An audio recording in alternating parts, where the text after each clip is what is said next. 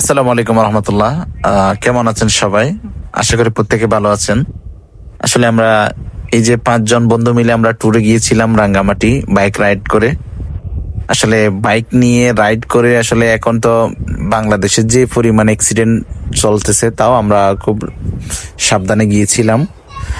আল্লাহর রহমতে, অশেষ রহমতে, আপনাদের সকলের দোয়ায় আমরা ট্যুরটা সম্পূর্ণ করে আমরা আবার বাড়িতেও চলে আসছি।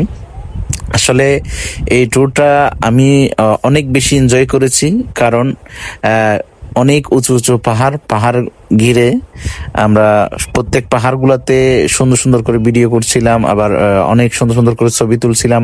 আবার কিছু কিছু জায়গায় আমরা গিয়ে নাস্তা করছিলাম। এই যে হচ্ছে মালসরির এই একটু পরে যে উপরে বান্তিতে দেখা গেছে কি, এই যে আমাদের দিদিরা, দাদা ভাইরা এই যে মনে করেন ফল ফ্রুটস গুলা বিক্রি করতেছে। এই যে এইখানের সব ফ্রুটস গুলাতে মানে ফ্রেশ, কোনো ফরমালিন নেই, ফরমালিন ছাড়া। আবার দেখা গেছে ফ্রুটস এর মাধ্যমে এই যে মধ্যখানে আছে এই যে মাশরুম, এটা আমি কখনো খাই নাই।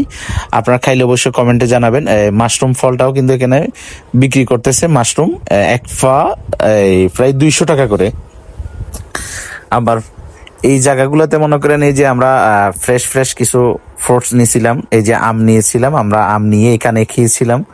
আসলে বলার মতো না, আসলে খুব ভালো লাগছিল। একটা বিষয় সেটা হচ্ছে কি, এখানে ফরমালিন ছাড়া, ফরমালিন মুক্ত ফ্রুটস গুলো আমরা খাইছি। যাওয়ার পথে আমরা অনেকগুলো ফ্রুটস নিয়েছিলাম, যেখানে আমরা একটু পর আমরা খেয়ে আবার রওনা দিয়ে রাঙ্গামাটি চলে গিয়েছিলাম। আমাদের উদ্দেশ্য ছিল আমরা আসলে ট্যুরটা সুন্দরভাবে করবো। যাক, আল্লাহর রহমতে আমরা অসম্ভব সুন্দর একটা ট্যুর করছিলাম, যেখানে মনে করেন আমি প্রথমে মনে করছিলাম এই ট্যুরে গিয়ে আসলে হয়তো এত এনজয় হবে না, কিন্তু বিশ্বাস করেন এই পাহাড়ি অঞ্চলগুলা যাওয়ার পথে আমরা এই যে থেমে আমরা ফল ফ্রুটস খাইছিলাম।